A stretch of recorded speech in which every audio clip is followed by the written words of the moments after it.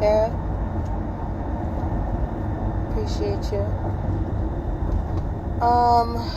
Okay. I'm going to turn off comments because we don't have that much time, and I'm just going to try to spit this out. I just want to get some stuff off my chest because I've been drowning in my PTSD. So if there's someone that can screen record this, and I thank you so much for sharing it. But like I said, I'm just going to turn the comments off so there's no more distractions. There's already enough, right? Cool. So let me see how to do that.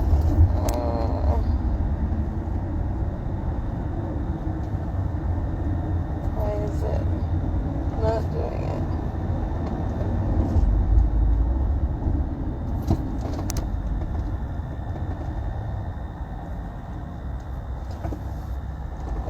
Hold on.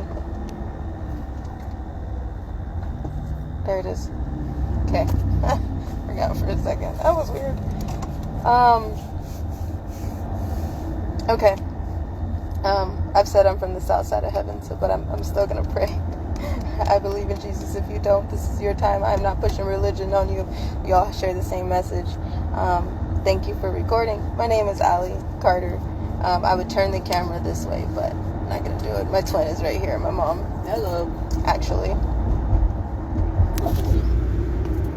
Let's just do it. Just kidding. Thank you, Jesus, for this day and this time, God. We just ask that you please keep us safe, Father, and encamp your angels around all of us and everyone on this live, God. In Jesus' name we pray. Amen. I want to just spit out some things, like I said, okay? So here we go.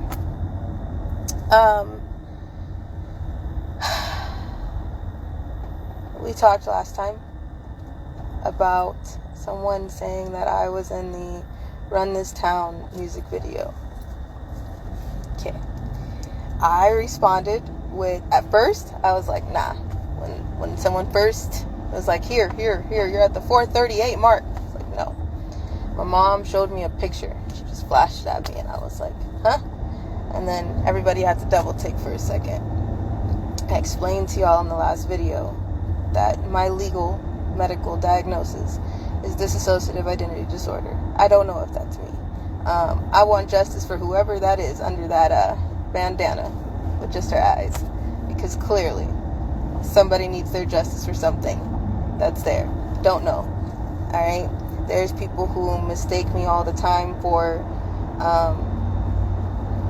13 years old. I just want to explain something to you guys, because dissociative identity disorder is one thing, but what we're talking about is the trafficking of children. I was a victim. I'm not telling you guys that I saw something and then yes, there's other victims, but I was a victim of what we're talking about, okay? And that's not the only thing that we're talking about. The Diddy shit is not the only thing that deserves your attention, okay?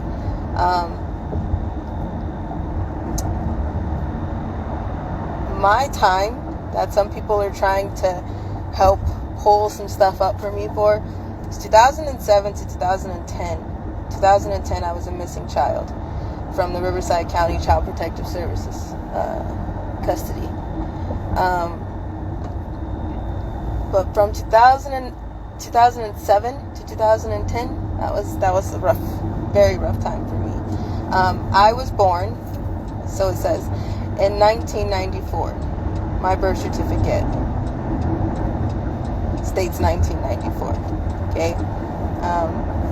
I'm blessed to say that I'm 30 years old because I wasn't supposed to make it past 16. If you want to dig for something, go look in Snoop Dogg's stuff. I'll tell you that. Arm candy and party favors run a long way. So if you want to dig for some things, I'll tell you right now that it's been in your face for a very long time. But no, I'm not standing behind Will Smith at what was supposed to be the 1997 VMA Awards. No. But we're getting so wrapped up and so distracted by some stuff. So I really want to kind of once again take y'all back, because I know there's a lot of new people, and some of you think that you're helping. Okay, dissociative identity disorder. I want to ask you, what do you think happens to a child after they've been brutally raped and tortured? What do you think? If they get away, do you think that therapy for 3 times a week for an hour with a random stranger is going to help them heal from all the pain that happened in the 5 minutes that is unexplainable, and the highlights of the moment that you understand? You understand, right? That these children didn't, the children that we're talking about, the torture that we're talking about, the cover-ups and the distractions that you're going towards, because what we're talking about was not a tea party. You get that, right? When people are snatching people and taking them against their will and doing things that they don't want to come to light, they're not having a tea party with them. This was not just a conversation. This was not something that was consensual. Clearly, that's why they're hiding it. You get that, right? Okay. So for those people who are like, well, that doesn't exist, that can't be real, it can't be like that, do you understand what's happening? Do you understand the PTSD that's built on what's happening? Do you understand the night terrors, the trauma, the experiences that are out of this world, what actual triggers mean? Do you understand what's going on? This wasn't just something little that happened. Okay? What I can tell you doesn't explain the things that happen in the first 5 minutes, the first 10 minutes. If you went somewhere recently, just think about what you just did in the past 24 to 48 hours. Can you explain to me exactly what happened every single minute? No, because some things just happen so fast and so slow all at the same time, right? So the things that you're hearing right now that's coming from survivors, do you understand that you're not even touching or scratching at a crumb of a situation that happened the first 5 minutes, the first 10 minutes? You don't get it. Okay? DID, dissociative identity disorder, comes from when somebody has been so brutally tortured that your mind has to go somewhere. You don't just walk away from torture the same way you don't walk away from a gang life, the same way you don't just walk away from being a drug dealer, the same way you don't walk away from a secret society. You don't just walk away from these type of things. Okay? So, dissociative identity disorder, you would just have to dig. There's a few different types, but it's actually more than that. Dissociative identity disorder is kind of an organic thing where something happened traumatically that caused your psyche to split. MK Ultra is when they've done that on purpose and deliberately. A lot of survivors get dragged about, well, they're lying, or they didn't say this, or they said this last time, and now they're saying something else. It's because you don't understand how that shit works. Everybody knows what MK Ultra is. You know the term, but you don't know what it looks like on a day-to-day basis. You don't know what it's about. Allie has over 200 altars. So each altar holds different memories of different people. She's told you about Oprah and the Bidens and the Obamas, and she's told you about Diddy. But that's coming from 5 or 6 altars. She has over 200 altars that have different memories of different incidents. So be really easy before you start calling survivors liars, and before you start making up your own story in your head of how you think things went and how things go. It's nothing like that. So be careful how you come at survivors and how you try to discredit survivors, because that's not true. If you're at a party, if you're at a family gathering and you're in the kitchen, you're going to have memories of what was going on in the kitchen. And if your husband is outside in the barbecue talking to the men, he's going to have a different perception of that same party, even though you guys are both in the same place. That's kind of how DID works. Stand at a 4-way intersection, and everybody on each intersection is going to have a different story. Okay. Basically, like if there was a car accident on a 4-way intersection, everybody's going to hear the crash and know there was an accident, but depending on where you're standing is going to be your perception of that. So you wouldn't call somebody on the north corner a liar because they recall it a little bit different than the person on the south corner. Everybody knows there was an accident, but everybody has a different perception. So be very easy with how you treat the survivors. They are telling you the truth. Let me go ahead while I'm still talking. Somebody was like, just give her a lie detector. I don't believe her. Give her a lie detector test. A lie detector test is a pseudoscience. It's not something that they take into the courts because it can be beat. The way it can be beat for survivors is what something might happen to one survivor that doesn't happen to another, and the other might not have any memory of it whatsoever. So anybody that has DID or MK Ultra can beat a lie detector test, hands down, because you would just switch out the alters. And if you're trying to say, well, alter A started a fire, and we're gonna prove it with a lie detector test, all you need to do is bring up alter B that had nothing to do with it, has no memory of it, and they're gonna beat the lie detector test. So before you start spewing opinions and think you have everything wrapped up in a nice little package, you don't know what you're talking about. Slow your roll.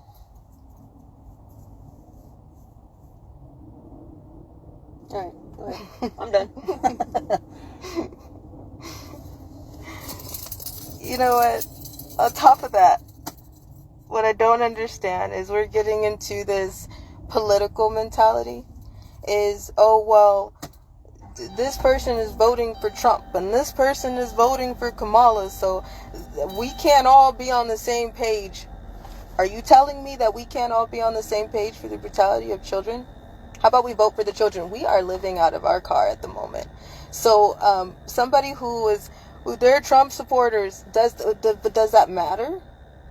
Who said we were voting for anyone? I never said I was voting for anybody. I'm voting for the children. That's what I'm voting for. I'm voting for the truth. I'm an independent for the truth at this point, because no one understands how bad this is on both sides. And the sorry part is, the pathetic and shameful part is the first people, the people that will claim so loud, I'm here for the children, I would do anything for a child. You're the one that's making conditions on whether or not you give a damn about a child. I'm not gonna listen to this because it's for the red side. I'm not gonna listen to this because it's for the blue side. How about you listen to what's for the right side? The right thing to do. The children. Be a human. How about that? It. How about we vote for humanity? How about that? Because this is just pathetic. I think a lot of people get lost on the fact that Allie they're labeling her a Trump supporter because she said, number one, that executive orders were passed when Trump got in office. That don't mean anything for trafficking. Though. All that means is that orders were put in place to help stop trafficking. It hasn't stopped, has it? The other thing I think was that Allie said she's never seen Trump at any place where she was trafficked. That doesn't mean anything. That means where she went, he was not there. To her memory, we could have alter number 199 come up in 3 weeks from now and say, hey, he was there, I saw him. And then we would have to change that narrative. But as of right now, with the alters that are speaking out and speaking to you, he was not seen trafficking-wise. That's it and that's all. Like, manage your perceptions and manage your expectations of what's being told to you. But if we wanted to can we just simple talk it? It's about the children. Yeah. At the end of the day. After all of that being said, it's about the children. When you come back down to it, it's about the children. When you really want to talk about it, it's about the children. And still, that's what we get distracted from. I'm an adult now. I'm not that scared child anymore. There's still some children in me. And there's some that have died. Okay? But I'm not that child anymore. I'm an adult trying to do the right thing because I was the child that nobody cared about. And still, here we are saying, okay, this is not important. That's not important. What's important and what should be it and all and no more discussion is the children. If you're the type of person who has conditions on whether or not you give a damn about a child, you are not a human being. That's it and that's all. It's not even judgmental at this point. It's just heartless. I don't care what you think of me. You do not have to like me. The line of how many people hate me, it's getting longer. It's getting longer every single day. I don't care. But my point is, and my entire point has been, the children. If you don't understand that, you're in the wrong fight. That's it. It shouldn't matter what line of the sand you stand on. It's whether or not you can be a human being. You know those experiments on TikTok where people are seeing people grab a child and run down an alleyway and everybody just keeps walking? Versus those one or two people that start running and going after that person. That's what I'm talking about. Again, we have numbers on platforms and everybody is so excited about numbers and trends and what can I get out of it and what's my gain. What does it matter? What does it matter when there's not that same amount of people in the streets are yelling for the children? What does it matter? Last thing we want to talk about real quick. We got a message from a friend. Her name, I'm going to say E because you're still on here and I know you're probably going to see this. But in 2020, when I first went viral, we got a message from a girl and she's like, hey, I know you. Me and you used to work in a strip club together in Los Angeles. I know exactly who you are. Can I talk to you? And at first I'm like, no, she's lying. I don't want to talk to anybody. And no, she does not know me. She sent a picture and she's like, you remember me? And I remember you. And I was like, nope. And then I saw the picture and I'm like, okay, yeah, I do. But does she know what she's talking about? Because there was something that I used to do in this club that she's referring to. And if she could tell me what it is, then that's her. Okay? My mom asked her. She responded and said, give me the phone. Let me talk to her. Okay? We talked. And it was the realest conversation we've ever had. She straight out, we didn't beat around the bush. I asked her, I said, hey, you mad at me? That's what you want to talk about? And she said, yeah, actually I am. Because I was 19 years old when I worked in this club. And at the time, I didn't understand why my pimp was kicking me out of the club and telling me that I wasn't pretty enough for the jobs that I had with regulars. And you and other girls were coming into this club and taking my regulars and taking my money. So yeah, I was pissed. But now that I see what's going on, I understand. Because we were catering to authority in these clubs. So I'm like, okay. Which authority? Los Angeles firefighters, police department, paramedics, and so much more, attorneys. The private rooms didn't even need to be a private room after midnight. Because we came into these clubs and they kicked out anybody that was over the age of 18, shut the club down, and catered to authority. Okay? How old were you? At the time I was 14, 15. So we talked and talked about how her life has changed and she has kids now and she's doing the best that she can by her kids, but she was like, I'm not trying to put my story out there.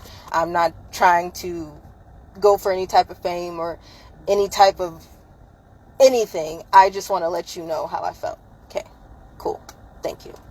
Now, there's a situation with some Johns. Now, you remember I told you pimps, Johns, traffickers, 3 different things, right? Let me help you. Ghislaine Maxwell, trafficker. Jeffrey Epstein, John. Jeffrey Epstein later turned into a pimp who had his own supply, just like Diddy, who was a pimp, or Snoop Dogg, who was a pimp, or so on and so forth. We don't have to get into the elite because we got to go down the middle line.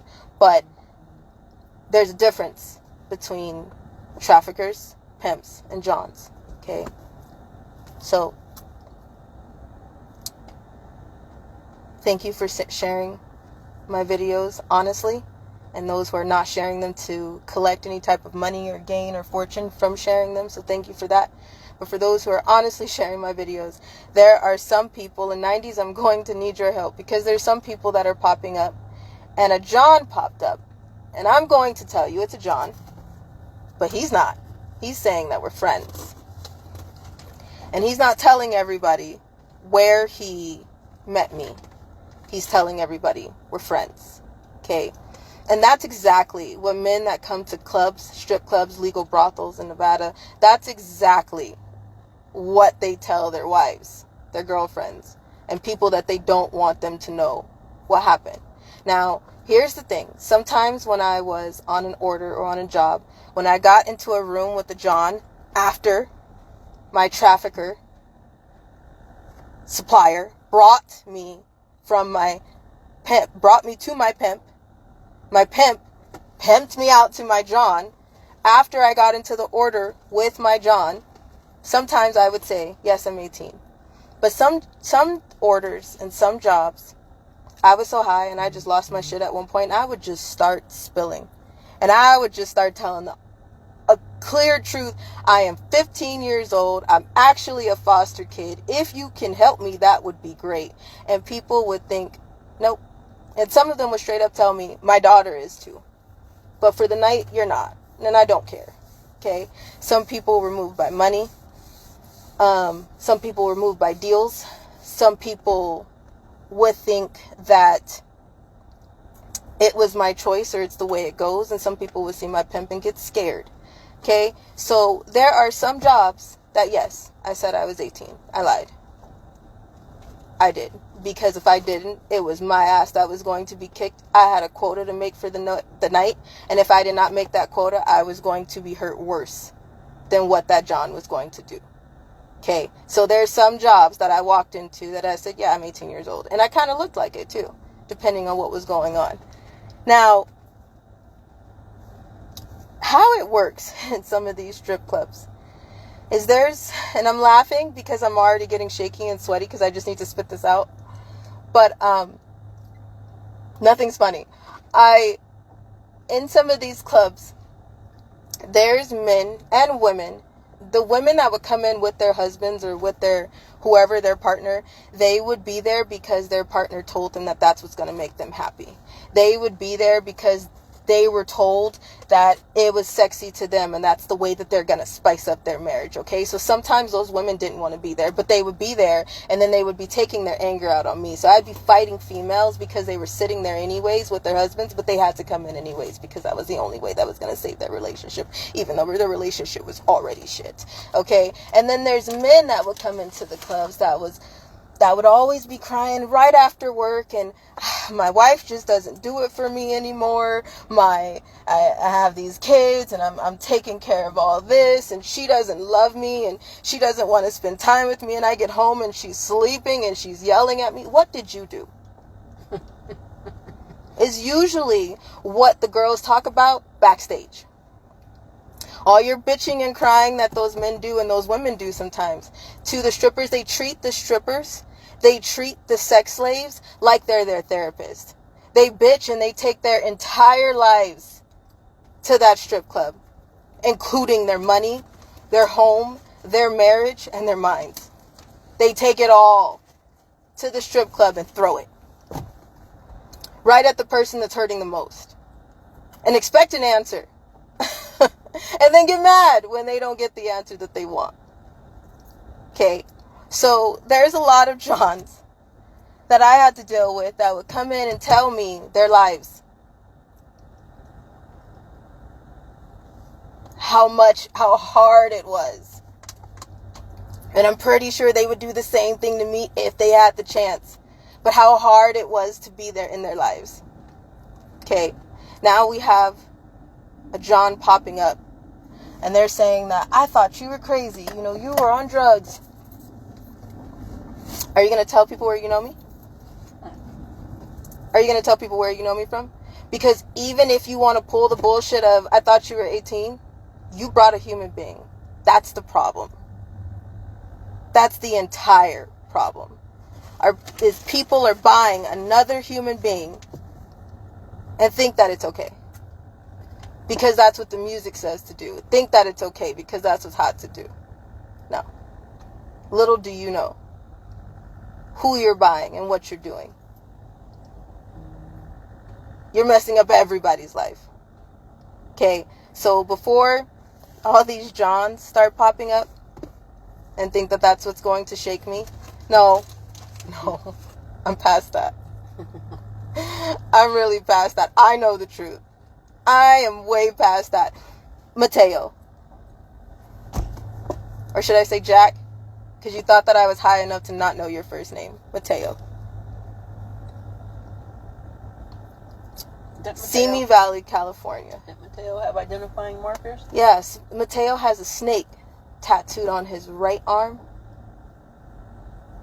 All the way up his arm. And the snake head goes onto the inside of his arm. You think I don't remember you? I remember you so clearly to the point I've been drowning in my PTSD. I remember you. I remember the time that in Simi Valley, California, there's these line of track houses and they're stage homes. They're stage homes and they're set up for porn videos. The whole street. The whole street. So whole damn thing. Think of your street.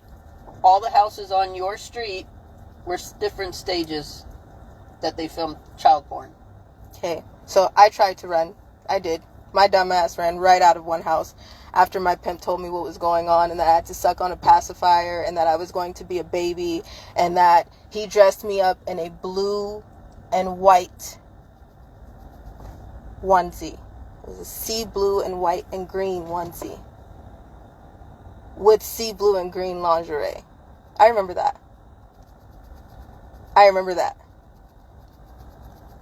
To the point that it was really hard for a little bit to cope, and it was a few days ago it was really hard to get off the floor. But no, I remember going into the house and being told that I was going to be hunted down in the house. The drugs were in the pacifier. I was supposed to finish the pacifier, but I didn't, because when I finally realized the job that I was on, I was officially freaked out. I put up with a lot of crazy shit. And I was like, you know what, fine. I don't want to get my ass beat, or I'll fight today, or we're going to fight anyway. So I was going to fight over some stuff. But there was a point in time where I just said, you know what, screw it. Because when I got to those houses and I realized what was going on, and the first time that I ran into another set house, it's like, okay, I got it. But my pimp told me that I was going to go into this house, and there were these sex dolls in these cribs. They're big sex dolls. Children size, heavy, life-size sex dolls. Look them up. They exist. They are heavy. They cry. They make noise. All of it, like a child. Okay? And it was a house full of these cribs. And I was supposed to go into one and just get in one. And he was supposed to come looking for me and then do whatever he wanted to do with me. Okay? When that finally clicked in and I realized the job that I was on, I was scared. Okay, after I ran out of the house and got in trouble, I went back in the house and I hid in the kitchen cabinet. And Mateo, Jack, dragged me from the kitchen cabinet to the stairs, by my hair up the stairs, and into my order. What you guys need to understand about MK Ultra was, I will put money down that Mateo had codes to Allie's programming, and he was able to call up the baby alters and the little kid alters, 3, 4, 5 years old, and he was able to call them up, and that's who he was raping. At one point, I stopped crying, and it took me forever to, in my brain, get it together that if you stop fighting someone, that's not rape. Okay, and that's because of everything that I was taught. So, at the last few days, my dumb self started cycling back through that. Like, yeah, I stopped fighting you. I did. And at one point, I started laughing. Because I was like, okay, if I fight you anymore, I'm not getting out of this. When you understand what type of evil we're talking about, when you understand how deep this goes and what somebody's child is going through right now, there's no time for the bullshit. There's no back and forth. There's no political. There's no religious. Race, none of it. None of it. None of it matters. Because we're talking about children. That's it and that's all. So, No, I remember. I remember very clearly, too clearly. Right now, everything is messing with me, but I'm okay. I don't think most of y'all appreciate the survivors that are speaking, because that comes at great cost to them. Yes, they get threats. Yes, they get people calling them liars and crazy. That's nothing. Anybody that's a true survivor that's speaking out and trying to tell you something, they are going to be having flashbacks. They're going to be picking themselves up off the floor. They're going to be having night terrors. Like, every truth that you guys hear comes at a great cost for every survivor. So when you guys are like, hey, well, give me another name, you haven't done anything with the first name. You don't understand the price that's being paid to even give you a single name. Be careful with the survivors. It's critical how you respond to a survivor.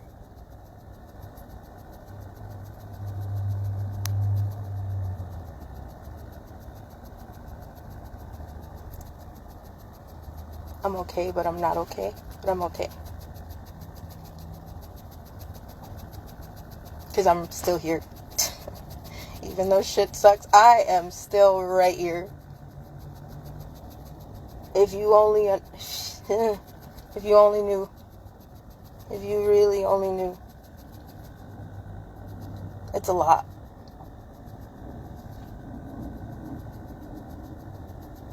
It's a lot. Track houses. It's probably still there. There's one that people have fetishes to have sex with dead people. So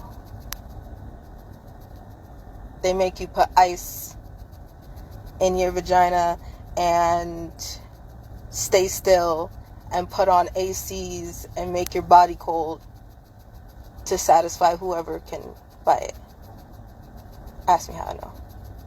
Do you not hear it? You know, the things that people are like, give me evidence. What do you think you're asking for? Do you think we had a tea party? Do you think after Mateo dragged me upstairs we were cool? Just sat down and started talking? Do you think that's what happened? What do you think happened? What more do people need?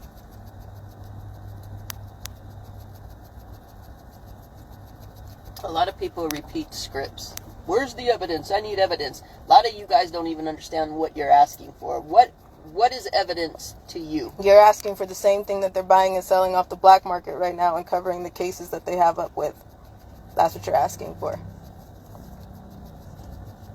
Evidence looks a lot of different ways, but I don't think the people that are screaming about the evidence understand what they're even asking for. They're just repeating some mindless script that's in their head that they think they need evidence to prove something.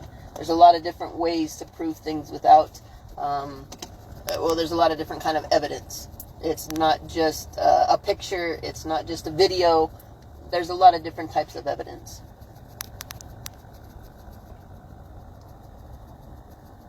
So DID, again, DID, every broken part, every altar comes from every single trauma. Ask me again how many we have. Nobody is just walking away from trafficking. After being on a job that you're supposed to be a baby. After being on a job that you're supposed to carry a suitcase full of military-grade weapons through a casino and almost be the reason why you go to prison for the rest of your life because it's a pimp. Over a pimp. It's called clean hands. Ask me how I know. After so many times of being tied up and told your name and you are somebody else, what do you think happens? What do you think happens?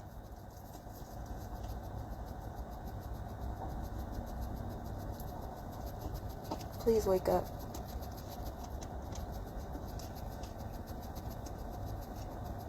Please wake up and please educate somebody that is so damn ignorant to this fight that you have no idea what you're saying. No matter what happened, where were you? No matter who you are, no matter where I met you, no matter what, where were you? Through the trauma and the pain, what did you do? What was your actions as an adult in the situation? What was your place in it at all? I ran on my own at 16. I was missing for a year from Riverside County Child Protective Services custody because I had to make a choice to not let somebody kill me. A few people. Where were the adults? Does anybody ever ask that question? Survivors get out and they get a chance to tell you what happened, and then it's their fault that they got out. Where was the adults? Is anybody going to talk to them? Is anybody going to ask, where the hell were you? And did you stop? Did you stop making it a point to help? Did you stop making it a point to do something for this child's life? Were you that selfish? And were you that proud of your silence? What did you do?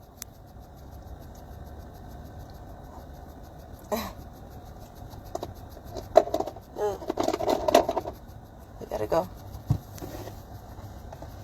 You got anything else? OG 90s, if you see people coming with the stupid shit, the BS, check them. You probably aren't going to change their mind, but at least throw some facts at them, so they don't muddy the waters for other people. The polygraph thing, Allie's a liar, she can't remember, she said this and then she said that. Don't let people do that to survivors. And I'm not just talking about Allie, I'm talking about every survivor. I know the price they're paying to tell you the truth. They need your support, so stand with them. There's a reason why there might be discrepancies sometimes, and it's because of MK Ultra. I promise you that. I would not let this kid come online and talk to you if she was not telling you the truth. Most human beings can see that. You can see it in her eyes. You can see it in the way she presents herself. You can see the truth. It really raises red flags for me, for those of you that can't.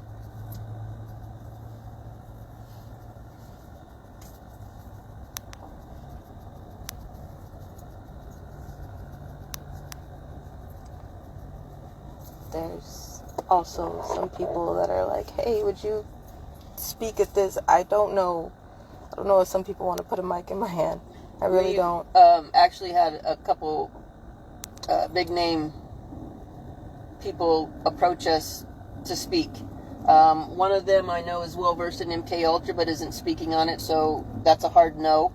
The other, you guys would recognize the name if I dropped it, but they have really suspect ties, and they got into the industry by somebody that was one of Allie's traffickers, so that's a hard no.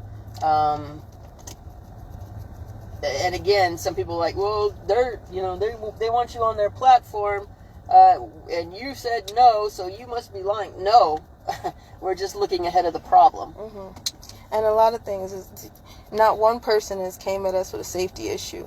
If you understand the fight that we're in, it's not easy to do a live event. It's not easy to do this. Well, to go into somebody's studio, to fly to someone, to go into their studio, to be on their TV show, that puts us as a sitting duck. That's what we've been trying to avoid for the last few years. So that's a hard no. And I think we're just going to continue speaking the way we've been speaking, because that's the safest and it works the best. And clearly the message is getting out about the children. So it's not broke. Let's don't try to fix it. Somebody said, how does somebody expect her to have evidence more than her memory?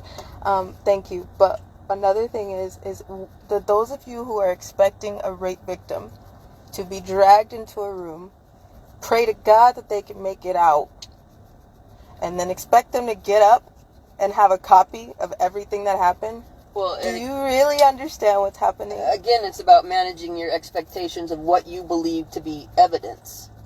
I've taken Allie places. She'll describe something to me, and I'll figure out where I think it is, and I'll take her there without telling her that's where we're going. Her body will react every time. She will be deer in the headlights. She will have a panic attack. So that's pretty strong evidence in my case. The other situation is, think about yourselves. Most all of us have some identifying marker on our body that distinguishes us from just the run-of-the-mill people. Tattoos, dick size, dick shape. If you remember when they were dragging Michael Jackson, they said he had the white spots on his penis from his skin issue. There's some identifying situations in a lot of these traffickers and pimps and johns that children shouldn't know about. So that's a whole other different kind of evidence that nobody's talking about. They just think we need a video or we need a picture. Oh, by the way, 90s, if you have counted the cost and are willing to stand and be a witness, we got some shit to witness coming up.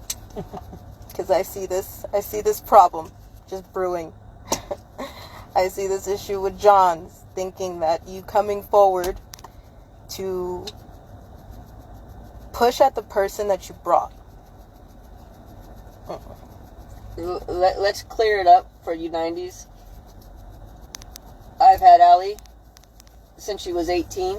So anybody that knows her in that capacity would have known her as a child. They would have been buying her as a child. So there is no wiggle room there. If Johns are coming up and they're trying to trigger Allie's programming by their presence, jump them. Ask them where they knew her from. How old was she? What were you doing? Question them. Virtually. We do not incite any I'm violence. not inciting no, ask the questions is all I'm telling you. Ask the questions. We are not them. There's no need for violence. The truth is plenty. So, yeah. We'll be back.